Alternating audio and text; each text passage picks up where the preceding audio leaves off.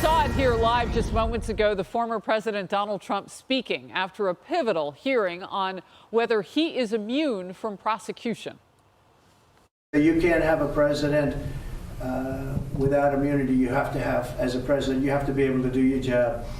But if this didn't work out, if I wasn't given immunity, then other presidents, when we talked about today, President Obama with the drone strikes, which were very bad, they were mistakes, terrible mistakes. You really can't put a president in that position. So I think most people understand it, and we feel very confident that eventually, hopefully at this level, but eventually we win. A president has to have immunity. This is Outnumbered. I'm Harris Faulkner, here with my co-hosts Kayleigh McEnany and Emily Campagno. Also joining us today, host of the Kennedy Saves the World podcast, Kennedy, and Fox News contributor and professor of medicine at NYU Langone Medical Center, Dr. Mark Siegel. The hearing wrapped up earlier this morning, and a decision from a 3-judge panel is expected to come within days. Donald Trump's attorneys argued that prosecuting a former president would open a Pandora's box. To authorize the prosecution of a president for his official acts would open a Pandora's box from which this nation may never recover. The special counsel's office urged the judges to deny Trump's immunities claims, saying no president is above the law. What kind of world are we living in if, as I understood my friend on the other side to say here, a president orders his SEAL team to assassinate a political rival and resigns, for example, before an impeachment? Not a criminal act. The critical point there to me, Dr. Siegel, was the president sort of laying everything out for America in his own words. He's flanked by attorneys and all of that, as only really he does. He's so articulate, but notice that he said a president has to have immunity, but actually nobody's really contesting that while he's president, he has immunity. The question is about a former president. Does a former president have immunity? And, you know, Nixon, Fitzgerald in 1982 protected President Nixon from civil action, but not necessarily against criminal action. And I think, though, on the other hand, Trump's coming out and speaking is really good, because this is playing out as a circus, because the Democrats seem to be trying to push this process. And right now, with what's going on, it's not going to play out in the time that the Democrats want, because Trump is going to appeal, and because it's not going to go to the Supreme Court so fast. The Supreme Court already said that.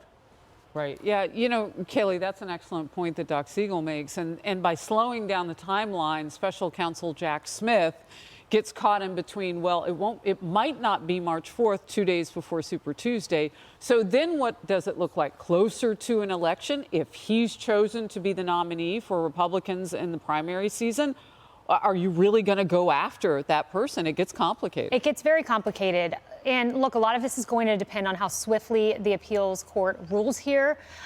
You heard President Trump's attorney say, if you don't grant what we're asking for, we want a hearing en banc. We want to appeal to the Supreme Court. All of this takes time, all of this likely pushing that March date further and further back. And then the question becomes, it's closer and closer to a presidential election. But look, Jonathan Turley said this is an uphill battle argument that's being made. And I listened to the oral arguments. The judges seem very skeptical. But put this defense of the president aside, this immunity defense, and I just want to look at this a little more broadly. And I say that because, look, impeachment was designed for high crimes and misdemeanors, but then you had Bill Clinton impeached, you had Jackson impeached, and all of a sudden used twice against Trump, and now it's trying to be used against Biden. You have 4 indictments against a former president. You have a DOJ that seems to be totally and completely lawless. You have ballot disqualification. 1868 was when the 14th Amendment was passed, used twice in history and against Confederates, but we'll use it against Trump. I make all of these cases to say, if you take away this one defense of the president, we are in unprecedented waters where people are questioning the legitimacy of the Supreme Court, using the Constitution in unprecedented ways. And I really worry for the future of the country when impeachment is weaponized, when the DOJ is weaponized, when the 14th Amendment is weaponized, and we're seeing that across the country. Emily, what stood out to you in court today?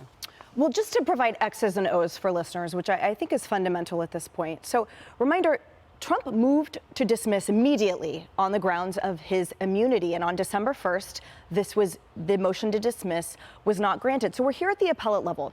And I wanted to walk through all of the former president's arguments and why the special prosecutor is arguing against it. So President Trump is saying, yes, I was president at the time. I have immunity. Now, Smith is arguing that while presidents, yes, deserve protection from civil lawsuits, he says there's no blanket protection for criminal behavior. And he says, furthermore, even if presidents do enjoy immunity from their official duties, he's arguing that Trump acted well outside of his official duties, so that when immunity exists in that realm, that it doesn't apply here. And importantly, Trump is arguing that if you allow a prosecution like this, it would chill future presidents from carrying out their official duties. Trump says, look, because I was acting in my official capacity, you're going to scare off future presidents for fear of criminal prosecution.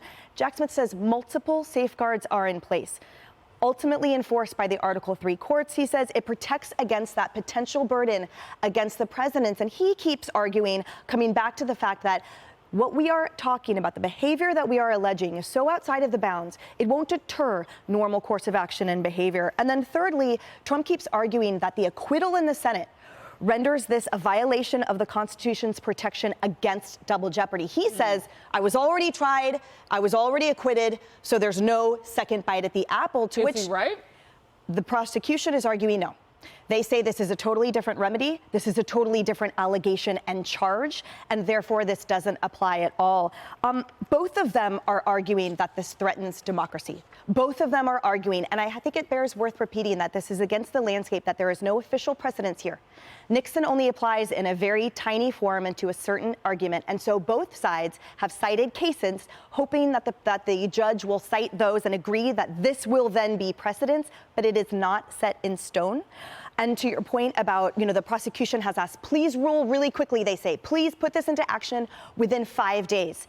If that occurs, it limits the losing party when they request an appeal, let's say from an en banc court or the Supreme Court.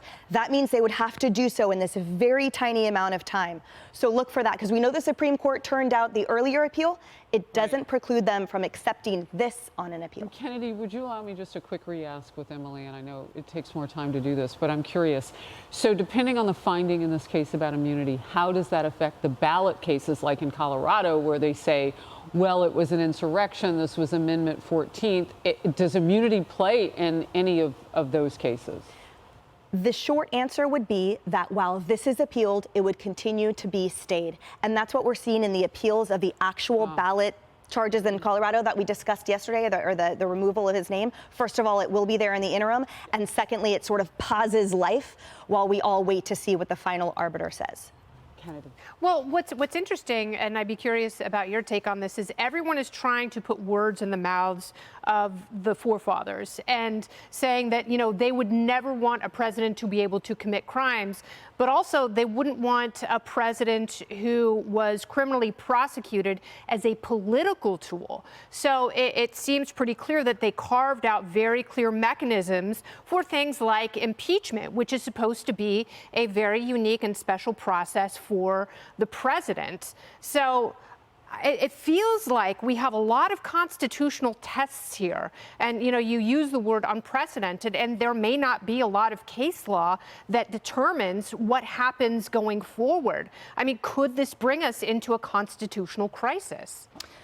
It would bring us into a constitutional crisis if people pointed fingers at the Supreme Court and undermined their credibility and the rule of law there. The reason why the original Supreme Court decision that sort of emboldened the court in its power, why that's so important, is because it rendered the people powerless against those decisions.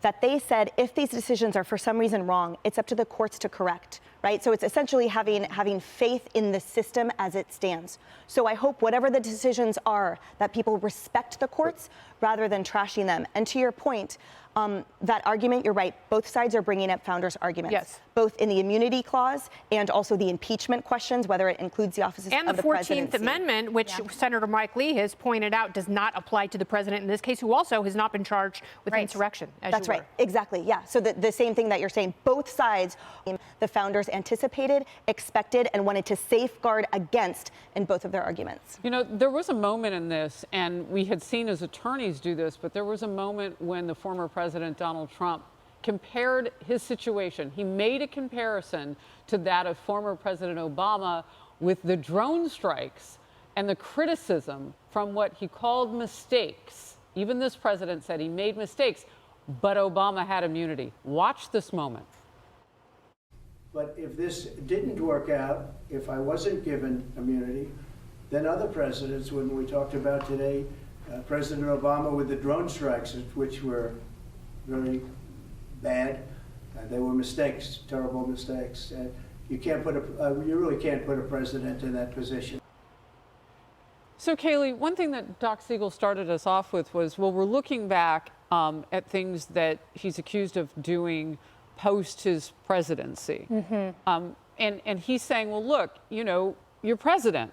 And when you see a former president on the street, I'm wondering if he's not thinking like many Americans, and I can't speak for him, but we call them president. Right. When we see them. So, I mean, I do think that there is room for a lot of explanation, perhaps from Jack Smith, perhaps from someone, as to laying out really what the nomenclature is going to be for president going forward. Key to the argument about Obama and drone strikes and President Trump and his actions is, was Obama acting in his official capacity when he executed a drone strike as commander-in-chief, and was President Trump acting in his official capacity with his actions? So that key distinction is where the prosecution will lay in on. But one key moment I think has to be mentioned. So the judge asked Trump prosecutors, I ask you a yes or no question. Could a president who ordered SEAL Team 6 to assassinate a political rival, not impeached, would he be subject to criminal prosecution? Trump's attorney had to answer that question. We're talking about the outer bounds here of presidential immunity. I think it's fairly obvious. Someone who committed a hit on their opponent would not get presidential immunity, but that's a tough question for the Trump team to dance around. And the judge seemed a little skeptical, so we'll see what happens. Last quick one, Doc. I just wanted to say the speed of this, and Emily spoke to this already, but the speed of this, the faster they push it, the more it seems political. With Super Tuesday coming up, trying to jam in a trial, Trump gets to appeal this to the whole court, to the whole D.C. court. That's the problem. It feels more and more political. And once Super Tuesday occurs, none of this should be going on. They should be focused on that was where I started with Kayleigh, because Absolutely. you've got the trial set for March 4th. You've got Super Tuesday on the 6th. And then if he comes out the nominee in that process, or the heir apparent at that point, because it's so many primaries gone by, starting with South Carolina on Absolutely. that day. Yeah, it's very close to Election Day. Hey everyone, I'm Emily Compagno. Catch me and my co-hosts Harris Faulkner and Kayleigh McEnany on Outnumbered every weekday at 12 p.m. Eastern, or set your DVR. Also, don't forget to subscribe to the Fox News YouTube page for daily highlights.